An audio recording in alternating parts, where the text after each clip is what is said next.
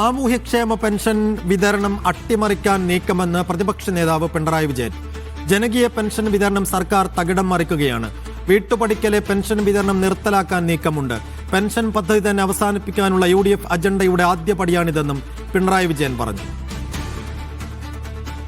വിജയൻ വായാന്തോട് വിശദാംശങ്ങളുമായി. വിജയൻ, ഇന്നലെയാണ് ഈ സാമൂഹ്യക്ഷേമ പെൻഷൻ വിതരണം ബാങ്കിലൂടെയാക്കിക്കൊണ്ടുള്ള സംസ്ഥാന സർക്കാരിന്റെ തീരുമാനം വന്നത്.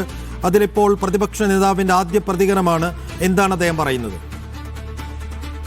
സഹകരണ ബാങ്കുകൾ വഴി ഏകദേശം പകുതിയോളം വരുന്ന ക്ഷേമ പെൻഷൻ ഗുണഭോക്താക്കൾക്കാണ് നിലവിൽ നേരിട്ട് വീട്ടുപടിക്കൽ ഈ പെൻഷൻ ലഭ്യമാക്കിക്കൊണ്ട് ഇരുന്നത്. മറ്റുള്ളവർക്ക് ബാങ്ക് അക്കൗണ്ടുകൾ വഴിയും അത് ലഭ്യമായിരുന്നു. അത് നിർത്തലാക്കി ക്ഷേമ പെൻഷൻ പൂർണ്ണമായും ബാങ്ക് അക്കൗണ്ടുകൾ വഴി നൽകാനുള്ള തീരുമാനമാണ് ഇന്നലെ സർക്കാർ കൈക്കൊള്ളുകയും അതിന്റെ ഉത്തരവ് ഇറക്കുകയും ചെയ്തത്. തീരെ അവസരമായ ആളുകൾക്ക് മാത്രം വീട്ടുപടിക്കൽ എത്തിക്കുക എന്നുള്ള തീരുമാനമാണ് കൈക്കൊണ്ടിരിക്കുന്നത്. അതിനെതിരെ രൂക്ഷമായ വിമർശനവുമായാണ് പ്രതിപക്ഷ നേതാവ് രംഗത്തെത്തിയിരിക്കുന്നത്. സാമൂഹ്യക്ഷേമ പെൻഷൻ വിതരണം അട്ടിമറിക്കാനുള്ള നീക്കമാണ് ഇതിന് പിന്നിൽ എന്നുള്ളതാണ് പിണറായി വിജയൻ പറയുന്നത്. ഫേസ്ബുക്ക് പോസ്റ്റിലാണ് അദ്ദേഹത്തിന്റെ പ്രതികരണം.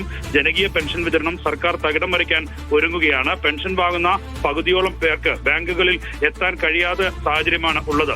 അതായത് ഈ പ്രായമായിട്ടുള്ള ആളുകളാണ്. അവർക്ക് ഒരുപക്ഷെ ബാങ്ക് അക്കൗണ്ട് ഉണ്ടാകണമെന്നില്ല. ഉണ്ടായാൽ തന്നെ ബാങ്കുകളിലോ ATM കൗണ്ടറുകളിലോ പോയി പണം പിൻവലിക്കാൻ കഴിയാത്ത സാഹചര്യം ഒക്കെയുണ്ട്. അങ്ങനെയുള്ളവരെ പൂർണ്ണമായും അവഗണിച്ചുകൊണ്ടുള്ള ഒരു തീരുമാനമാണ് ഇതിന് പിന്നിൽ എന്നുള്ളതാണ് പ്രതിപക്ഷ നേതാവ് കുറ്റപ്പെടുത്തുന്നത്.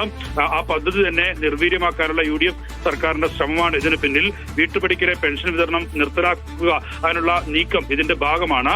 അത് പെൻഷൻ പദ്ധതി തന്നെ അവസാനിപ്പിക്കാനുള്ള UDF അജണ്ടയുടെ ആദ്യ പടിയെന്നുമാണ് പ്രതിപക്ഷ നേതാവിന്റെ വിമർശനം. വീട്ടുപടിക്കൽ പെൻഷൻ എത്തിക്കുന്ന പദ്ധതി തുടരണമെന്നും പ്രതിപക്ഷ നേതാവ് ആവശ്യപ്പെട്ടിട്ടുണ്ട്. കേന്ദ്ര സർക്കാരിന്റെ വിഹിതം അത് ബാങ്ക് അക്കൗണ്ടുകൾ വഴി ലഭ്യമാക്കുകയാണ് ചെയ്യുന്നത്.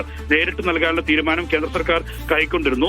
അതിനെ പിൻപറ്റിക്കൊണ്ടുള്ള ഒരു നീക്കമാണ് നിലവിൽ ഇപ്പോൾ സർക്കാർ നടത്തുന്നത് എന്നുള്ളതാണ് UDF സർക്കാരിനെതിരെ രൂക്ഷ വിമർശനം ഉന്നയിച്ചുകൊണ്ട് പ്രതിപക്ഷ നേതാവ് കുറ്റപ്പെടുത്തുന്നത്. പദ്ധതി തുടരണം എന്നുള്ളതാണ് ആവശ്യപ്പെടുകയും ചെയ്യുന്നത്.